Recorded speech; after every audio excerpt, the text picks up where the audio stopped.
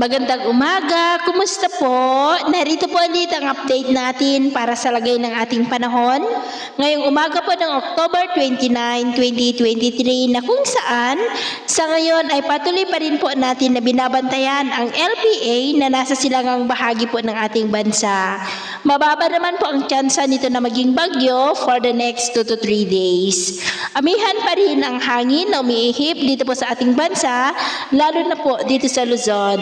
At sa atin pong long range forecast ay wala naman pong bagyo na nakikita at tatawid po dito sa ating bansa hanggang sa matapos ang buwan na ito o kaya po ay hanggang sa susunod na 2 linggo, pero may namamataan na posibleng pamumuo ng mga sama ng panahon sa susunod na mga araw at ang development ng may ito ang ating babantayan. At sa lagay ng ating panahon, ngayong madaling araw ay generally fair weather po sa malaking bahagi ng ating bansa, maliban lamang sa mga tsansa ng mga isolated rain sa ilang bahagi ng Quezon, ilang bahagi ng Bicol Region, Romblon, Northern Palawan, Southern Samar, ilang bahagi ng Cebu, Iloilo, Guimaras, Bacolod, Dumaguete, Surigao del Norte, Bislig at ilang bahagi po ng Davao Oriental. At mamaya ay sisikat po ang araw sa malaking bahagi ng ating bansa, pero dahil sa pag-iral ng shear line ay maulap po ang kalangitan na may mga pulupulong pag-ulan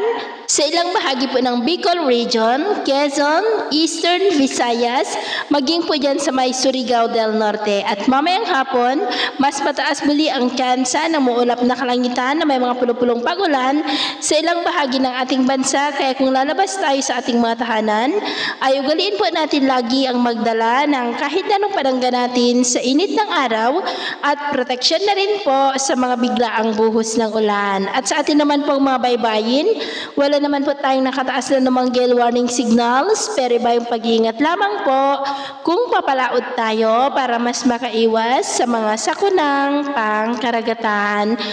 So yun po ang latest update natin sa araw na ito. Ako po muli si James na nagsasabing sa kahit anong pagsubok po na darating sa ating buhay, huwag na huwag po tayong mawawalan ng pag-asa. Thank you and God bless!